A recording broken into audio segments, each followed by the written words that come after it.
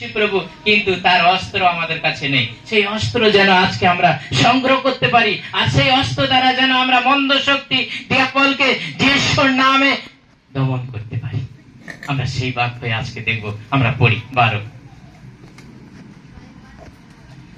সম্মুখে দাঁড়াইতে পারো, কেননা রক্ত মাংসের সহিত নয়, কিন্তু অধিপত সকলের সহিত সতর্ক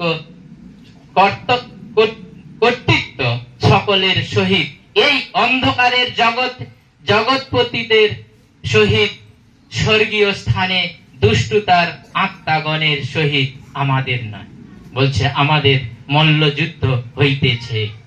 এখানে কি বলছে? যে আমরা দেখি সব সময়ের জন্য সর্বদাই সর্ববিষয় এক দুষ্টতার সঙ্গে, মন্দের সঙ্গে আমরা যুদ্ধ করছি।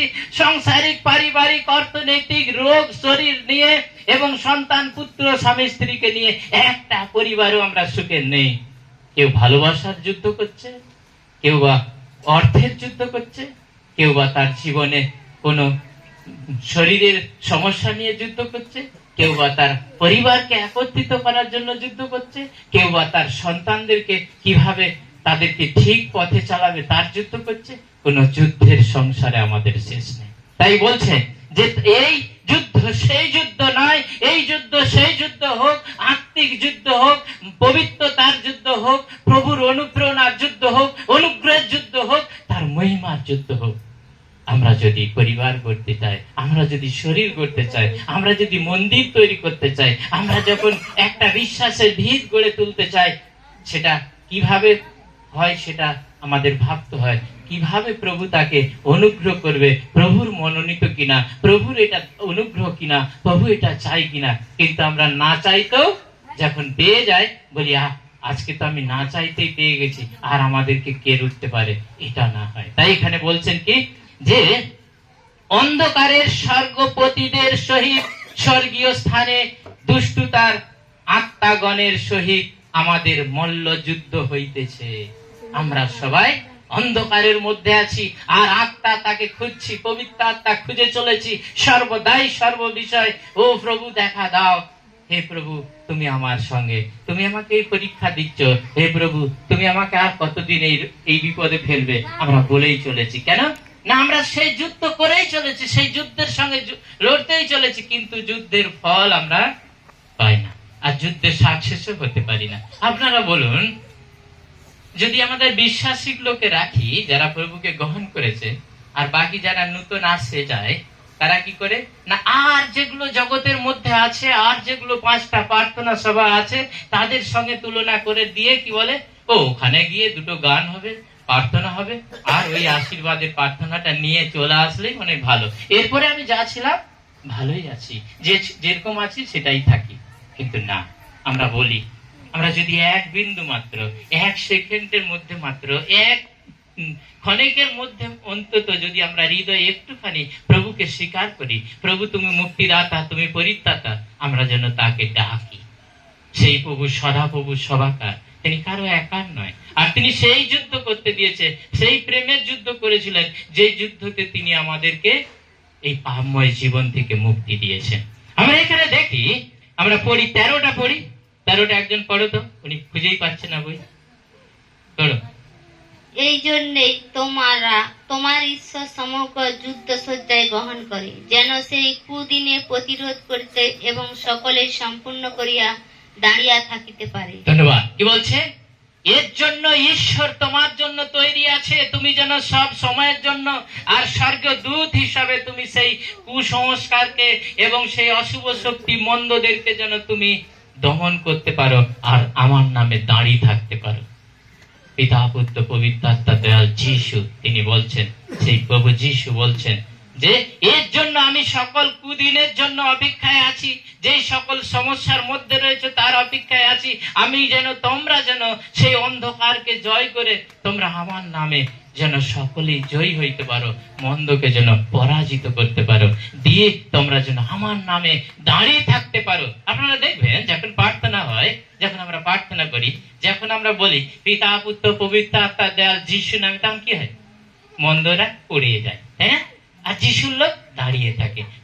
ঈশ্বরের আত্মার লোক দাঁড়িয়ে আছে। কেন? তিনি প্রভুকে ডাকছে, মন্দকে জয় করছে, মন্দকে তিনি পরাজয় করছেন, কিন্তু নিজে জয় করে তিনি দাঁড়িয়ে আছেন। আপনারাও সেরকম এক একটা হন। যতজন প্রার্থনা, যে যাই ধর্মে থেকে আসুন, যারা প্রভুর কাছে সমর্পণ হয়েছে, উপবাসে আছেন, আপনারা প্রার্থনা করুন, আপনারাও মন্দিরকে জয় করুন।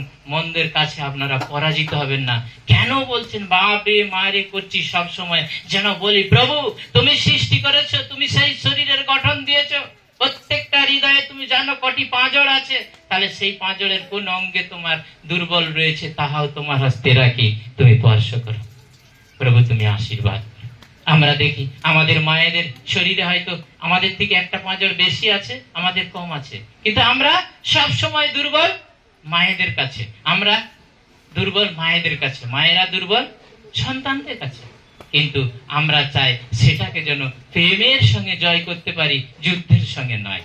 কেউ কি আমরা পারি পরিবারের মধ্যে একটা অখণ্ড যুদ্ধ লাগিয়ে স্বামী স্ত্রীর প্রেম দেখতে পারি না। সেটা প্রেম না থাকলে সেই কমে যাওয়া পাঁজরকে একত্রিত মিলন করানো যায় না। আর প্রেম যখন থাকে, সেই দুই পাঁজর যেখানে কম আছে সেটাকে একত্রিত করা যায়। তাই প্রভু বলছে, প্রেম আছে তোমার মধ্যে, তুমি মন্দকে পরাজয় করো, আর তাই তুমি জয় হও, পিতা পুত্রের নামে জয় হও। এবং তুমি দাঁড়িয়ে থাকো, এমন না তুমি দাঁড়িয়ে দুর্বল, নিজেকে অক্ষম মনে করছো, সেরম জায়গায় আমরা না, মনে আমাদের বিন্দু মাত্র সন্দেহ থাকে।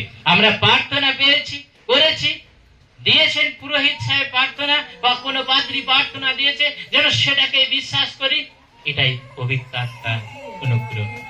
আমরা কিছুক্ষণ আগে আমি চার্চের মধ্যে প্রার্থনা করছিলাম, আপনারা জানেন উড়িষ্যাতে প্রার্থনা হচ্ছিল, আমি অনলাইনে প্রার্থনা করছিলাম গির্জার মধ্যে, আর ওখানে 8 জন মেয়েরা ছিল, সব 11-এ পড়ে, 11-12-এ পড়ছে, 8 জন বাচ্চারা ছিল, তার মধ্যে একজন পড়ে গেছে। আমি ভিডিও কলে প্রার্থনা করছিলাম। দেখুন আমাদের যিনি আছেন ওখানে, সে বলছে কি হবে, পড়ে গেছে। আমি বলছি পড়ে যাক, কিন্তু ওকে সবাই মিলে তোলার পরে একটু মাথায় হাত চাপিয়ে দাও, যেহেতু আমি দূরে আছি ওখান থেকে, আমি এখান থেকে যেমন দেখাচ্ছি করছি, কিন্তু সেই অনলাইনের মধ্যেও সেই জায়গায় বাচ্চাদের বিশ্বাস কেমন দেখুন, ওনারা প্রার্থনা করছে গোল হয়ে দাঁড়িয়ে, ছবিটা মোবাইলে দিয়ে দিয়েছে, গোল হয়ে দাঁড়িয়ে প্রার্থনা করছে। তারা মন্দকে পরাজয় করেছে এবং আত্মাকে, পবিত্র আত্মাকে জয় করেছে। কিসের জন্য? না বিশ্বাসে। আমাদেরকে সেই বিশ্বাসটুকু রাখতে হবে। বিন্দু মাত্র যদি বিশ্বাস থাকে, তিনি বলছেন তোমরা আরো অধিক ভূতকে, মন্দ পেটকে ছাড়িয়ে দাও। কেউ বলছে এনার ভূত ধরেছে, কেউ বলছে আমার প্রতিবেশীটা জ্বর ভালো হচ্ছে না, সে দিন 2 বেলা সে আতঙ্কে উঠছে বা রাত্রে ঘুমোচ্ছে না, কোনো সমস্যায় ভুগছে, তাকে সেই মুহূর্তে আমাদের কি কর্তব্য? ফার্স্টের দিন কি ফার্স্টে আগে তাকে প্রার্থনা করুন। সে যে ধরনের লোক হোক, যে ধর্মের ব্যক্তি হোক, আগে তার কাছে যান, প্রার্থনা করুন, প্রভু তোমার যদি ইচ্ছা হয় এই সন্তানকে তুমি সুস্থ করো, আর এই সন্তান যেন তোমার কাছে ধন্যবাদ দেওয়ার যোগ্য। দেখবেন তিনি সুস্থ হবেন। আপনাকে ঘুরে এসে বলবেন তুমি যেই ওষুধটা প্রথমে দিয়েছিলেন এইটাই কাজে লেগেছে। তারপরে তো জগতে ডক্টর, অনেক গাছগাছড়া ডক্টররা খাইয়েছে।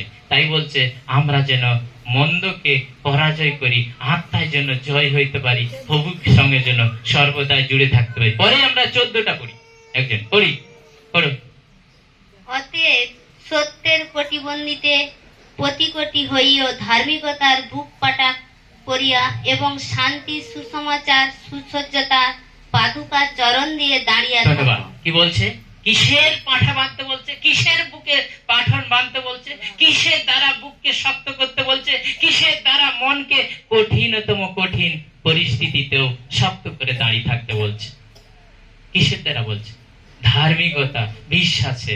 আর যেন আমার মধ্যে সেই ধার্মিকতা থাকে, প্রভু তিনি আমার সৃষ্টিকর্তা, ঈশ্বর তিনি সৃষ্টি করেছেন, প্রথমত ফার্স্ট ঈশ্বরের কাছে নত হন, হে প্রভু তুমি আমাকে দেখো আর তুমি আমাকে সুস্থ করো, তোমার হাতে আমার সব সমর্পণ করছি। তারপরে আমরা জগতের কাছে যাই। এমন না ডক্টরের কাছে যাওয়ার আগে যদি না আমরা প্রভুর কাছে স্মরণ হই, তারপরে তো আমরা ধীরে ধীরে ধীরে ধীরে সত্যে সত্যে সত্যে সত্যে কি হয়, একটা যখন জন্মন্ত একটা জীবন্ত সন্তান, সে যখন চিকিৎসার মধ্যে দিকে থাকে, দেখবেন সে চিকিৎসা হতে হতে হতে হতে প্রভুকে ডাকা দূরে দূরে হতে হতে ধীরে ধীরে রুগ্ন কুগ্ন হয়ে রোগা কঙ্কাল হয়ে মারা যায়। কেন? তার কাছে প্রভুই নেই, সরে চলে গেছে। আর যদি আমরা সর্বসময় সর্বদাই ঈশ্বরকে সঙ্গে